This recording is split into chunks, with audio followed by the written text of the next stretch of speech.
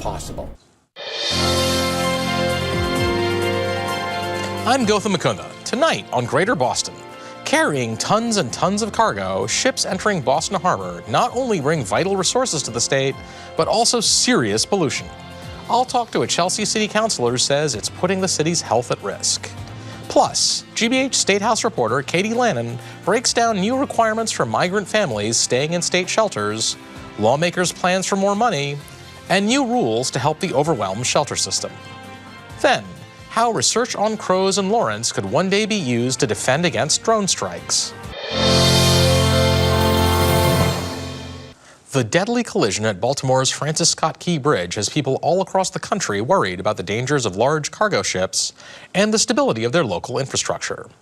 But in Chelsea, there's another top concern about these ships: the pollution they spew as they come and go from the Boston Harbor, and the serious health impacts it can have on kids in the area. GBH News investigative reporter Chris Burrell has more.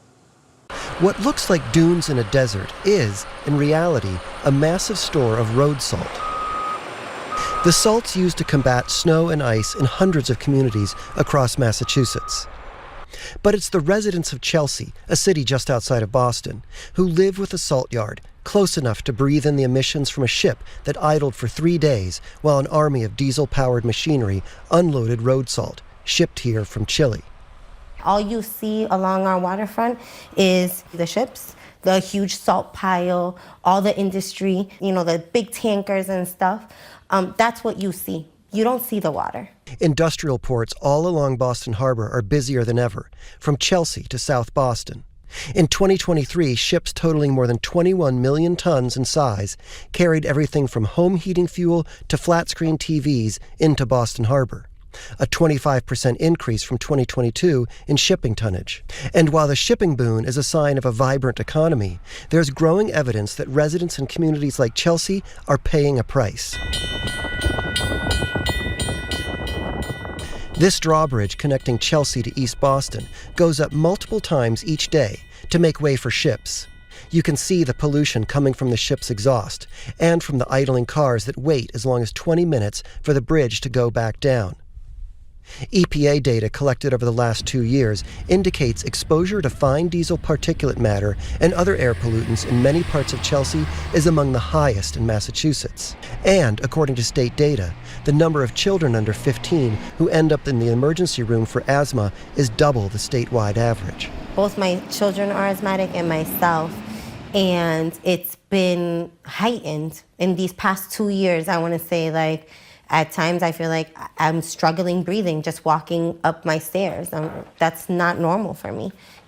I ask myself, what's going on here? I can't put a finger on it, but if I could, I would totally guess that it's the air quality here.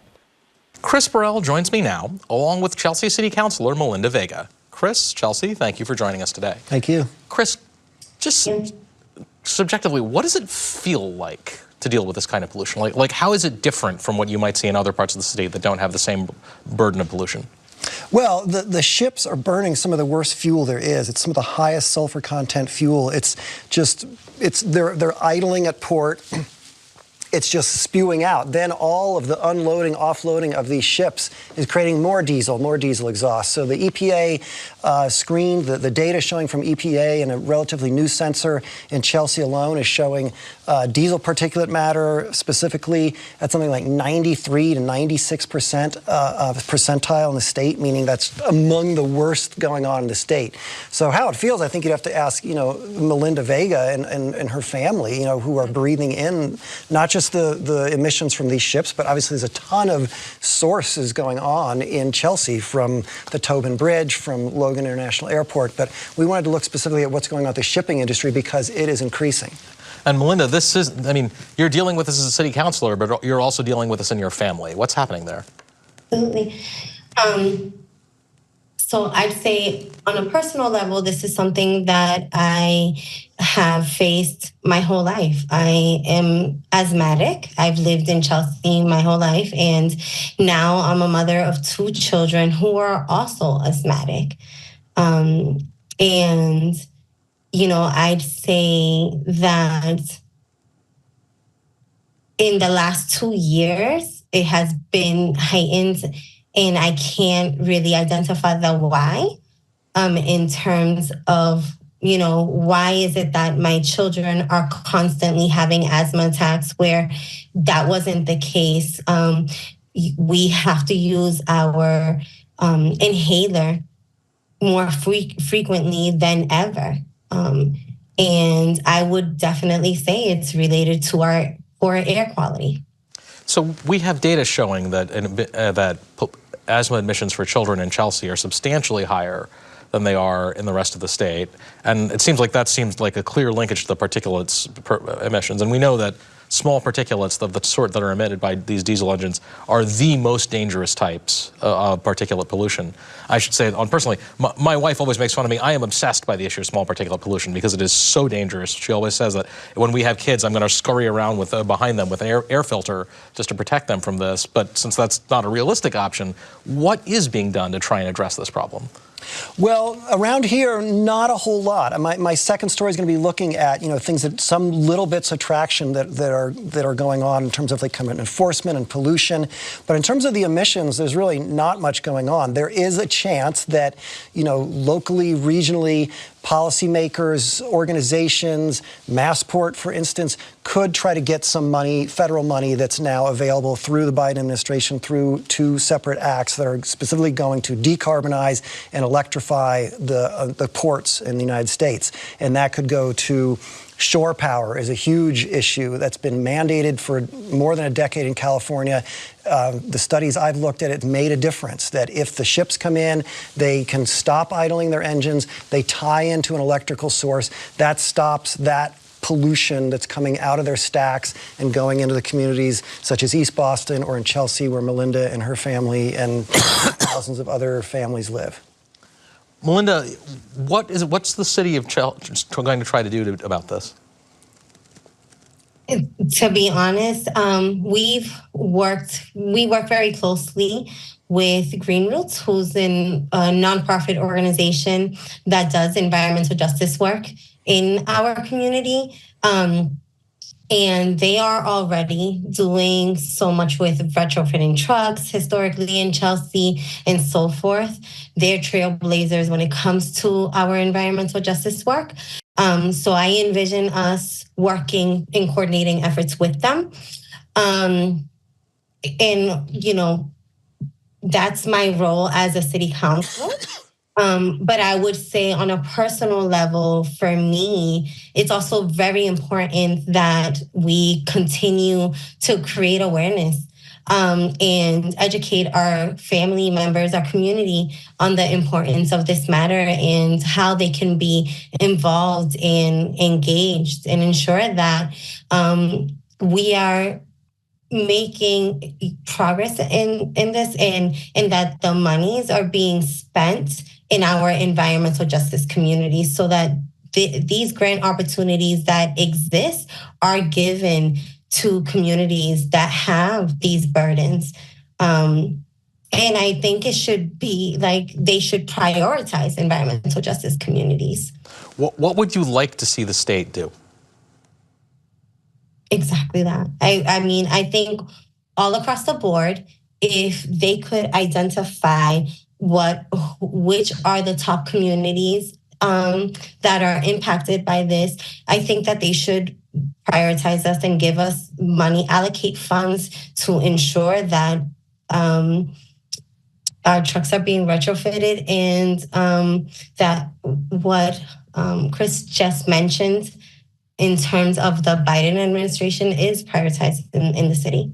Is there any movement at the state level to try and make the sort of infrastructure investments that might remediate these pollution problems? Massport tells me for the very first time ever they're going to do an emissions inventory at their ports, which would be the cruise port, Flynn Cruise Port in South Boston, Conley Container Terminal. They just spent and including millions and millions of dollars of state and federal grants to deepen the port at Connally Container Terminal, to modernize that port. The community members I spoke to in South Boston were really angry. They said they fought 10 years ago to try to get at least an environmental review of that project. None took place. That was under the Baker administration, under former Secretary Beaton. They just said, no, we don't need to do an environmental impact review of the expansion. Well, Connally Container Terminal and the cruise port are expanding. If you live in East D or in Chelsea, you may think it's across the water. The engineer I interviewed from Olin College of Engineering, who has a sensor set up just to look at Logan and Jeffreys Point, says, wait a second, I'm getting all this stuff coming over the water. So it's there. People have not been looking at it. So, if Massport wants to go ahead with that, maybe Massport's going to put in an application for some of this decarbonization electrification. They had originally opposed shore power at Connally Container Terminal. They say they're going to try to go for it, at least with the cruise ships. So what's the time frame it would take, assuming that they did go forward with that, before you'd start to see some improvement? That's going to be in my follow-up story in terms of the time frame on the shore power thing. It's a big undertaking, but a lot of cruise terminals, Brooklyn, Port Authority, New York, New Jersey has shore power at its Brooklyn cruise terminal. Doesn't help the people who live in Newark, which is a gigantic port and subjected to similar stuff that people in Chelsea, Eastie, Revere, Southie are subjected to. So when we're trying to address this, like we're talking about different academic issues, there's sort of the public health concern, things like that. Are there any estimates of sort of the cost burden of the state that would be alleviated by trying to address this? Could they make that economic argument?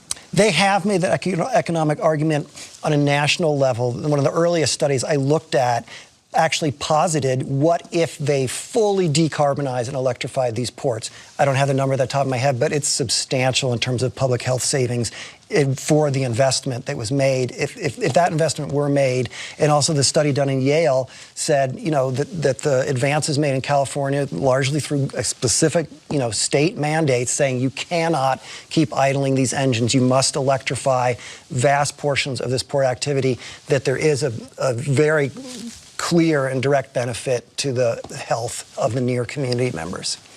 So is there any pressure from the state legislature, from the representative from Chelsea, to impose that kind of a mandate? No, not that I've seen yet. When I talked to the state and asked for, what are you guys doing? I was told, take a look at our new environmental justice strategy. I'm trying to get an interview with the person who heads that up, who actually used to work at Green Roots. So far I haven't gotten that interview yet. I want to ask them exactly those questions. This new environmental justice strategy, had it been in place when Connally Container Terminal expanded, they would have automatically been subject to an environmental impact review, because that is considered an environmental justice community. All the port communities along Boston Harbor are environmental justice communities. So, Counselor, you have a platform with your office, and you have one here right now. Would you like to ask the governor, would ask the state to step in? Absolutely. And I was going to take the moment to say, I personally know Chris, who you're speaking with. So I will definitely, or who you're speaking about. So I will definitely reach out to that individual and ask for a meeting.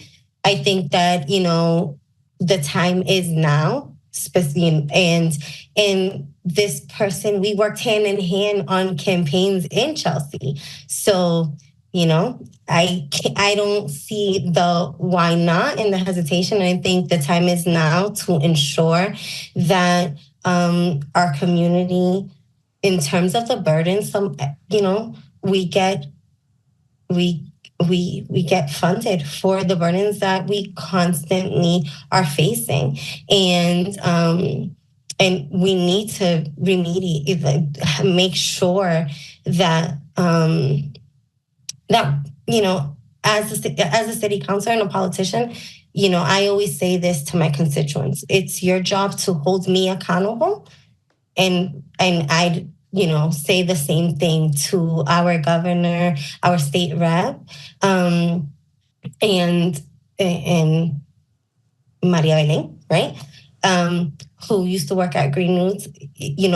The time is now. If we could have a meeting to answer these questions and figure out what are we going to do as a state to ensure that that we get that funding allocated to environmental justice communities like Chelsea.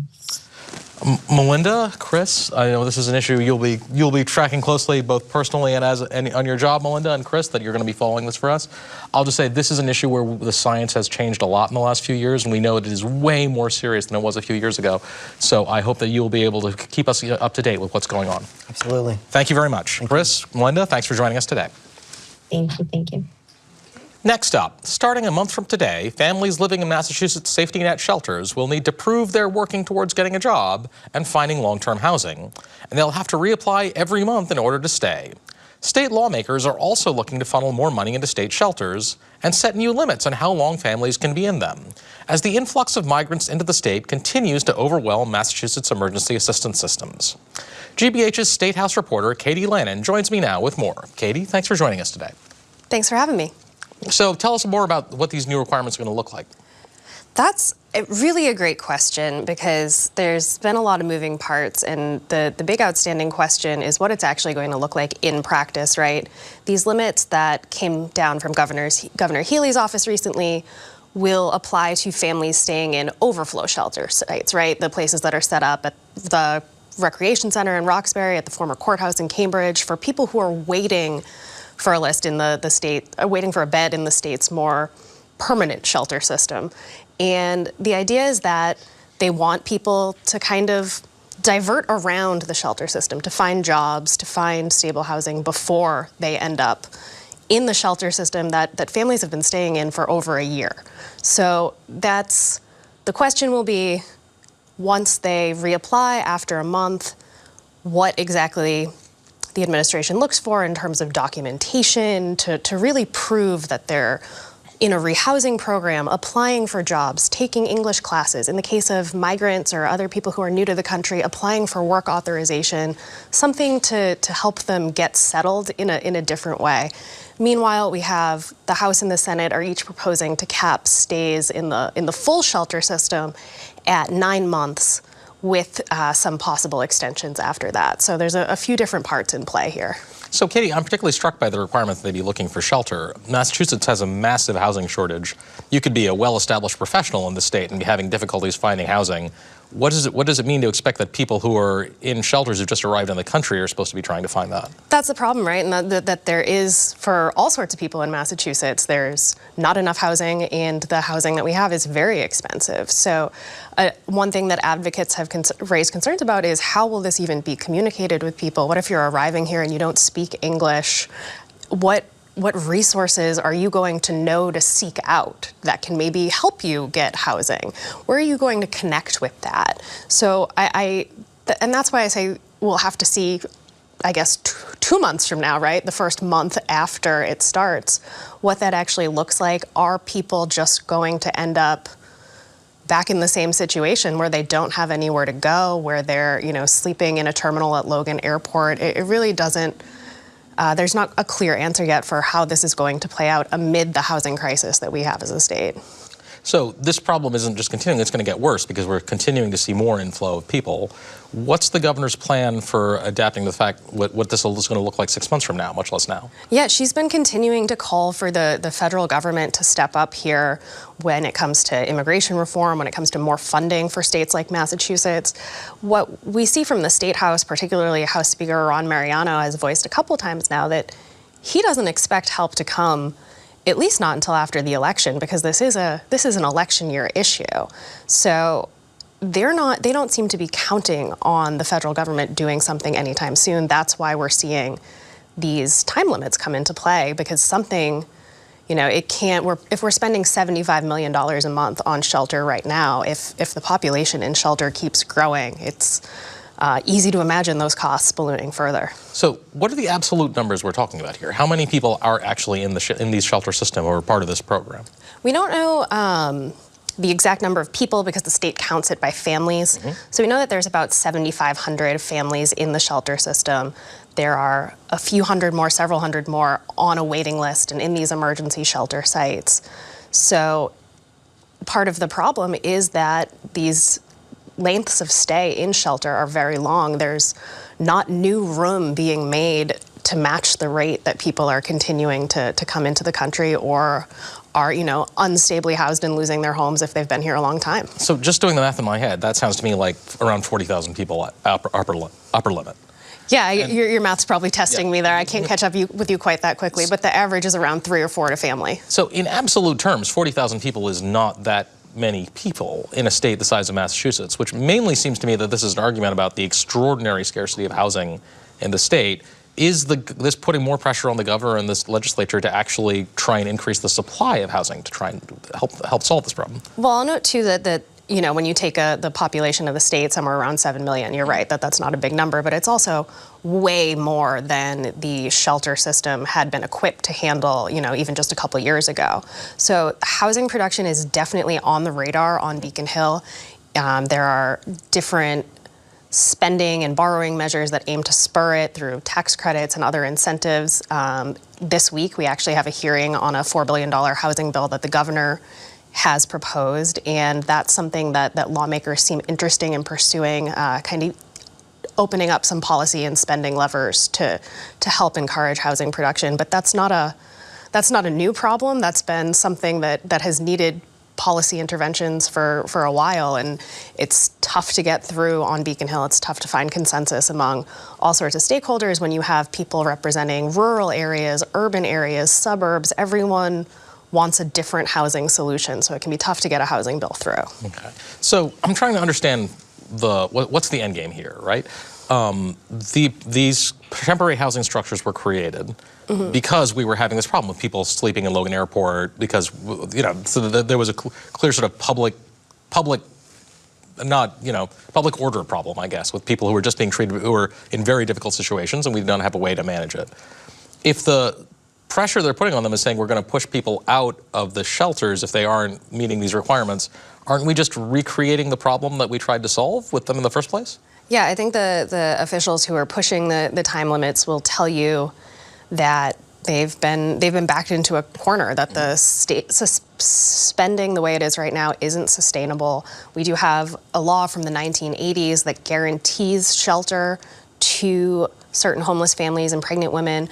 And that's something that some Republicans have pushed to change, to restrict, but that's narrowing that or winnowing it is not something that's caught on broadly with the Democrats who control the legislature. So I think it really is as you get at a tricky balance to strike, right? How do you put controls on the program while also living up to the law as it's written? I don't know that there's an easy answer to that, and I don't know that we've seen the last change to the shelter system. It's easy to imagine more coming down the pike. So, Katie, last question. Have you spoken to the people in the shelters themselves about how they feel about these requirements and how they think it's possible to deal with this? Yeah, I mean, the last time I would have been in one of those emergency shelters myself was a few months ago now, and you couldn't really speak to the people staying there because there was a language barrier. I only speak English, and the folks who were there had come from Haiti. So, but I do know from what I hear from advocates, providers, that they're worried about creating that situation where people are forced out with nowhere else to go. They're worried about creating new barriers for people who have gone through trauma, who don't speak English, or whatever else the situation might be, that they're not going to know how to navigate a more complex system. Okay, Katie, we know you'll be tracking this closely for us. Thanks so much for joining us today. Thank you. Finally tonight, thousands and thousands of crows descend every night into the city of Lawrence. And it's not just a fascinating sight for bird watchers. The roost is also now the location of government-funded research on new 3D imaging technology. It allows researchers to pinpoint the course of an individual bird with the hope it can one day be used to detect drone strikes. They will start to come in these streams, these rivers of flight, and it will be hundreds, it'll be thousands. It's just dazzling. About 13 years ago, I took on a new assignment. There was an opening for a full-time Roman Catholic chaplain at Lawrence General Hospital. After I started at the hospital, I began to notice these streams of crows going by. And then in 2017, it really started to grab my attention. People come up in small groups and larger groups. They have this jaw-dropping experience.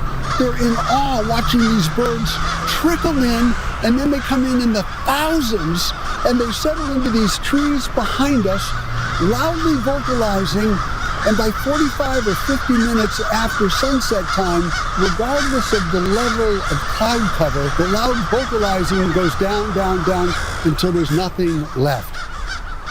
I've never seen anything like this before in my life.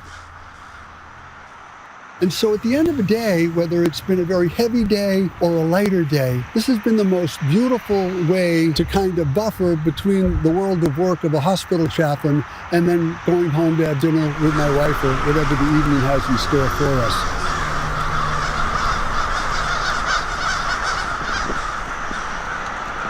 The goal is to be able to measure the flight trajectory of each individual bird in a large flock. For instance, why don't they bump into one another? Or perhaps maybe they do, we just don't see it.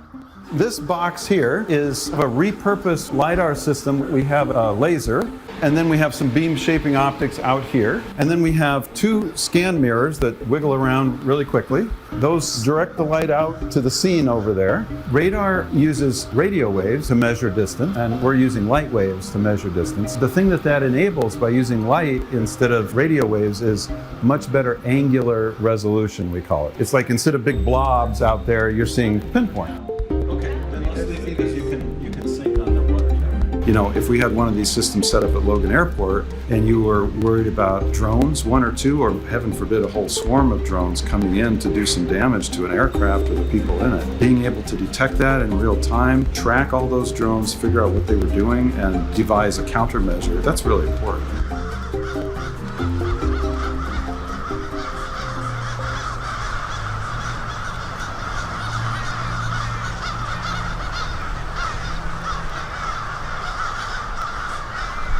When this roost is at its height and the numbers are huge and they're all coming in and they're swirling and then they're settling down for the night, it's mesmerizing, and I'm as dazzled every time I come here this year as I was back in 2017, 2018, and the winters after that.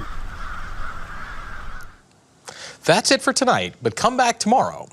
Years out from pandemic lockdowns, many Boston companies are eager to get their employees back in the office. But many workers aren't ready to give up remote work. Should employers force them back? That and more tomorrow at 7. Thanks for watching, and good night.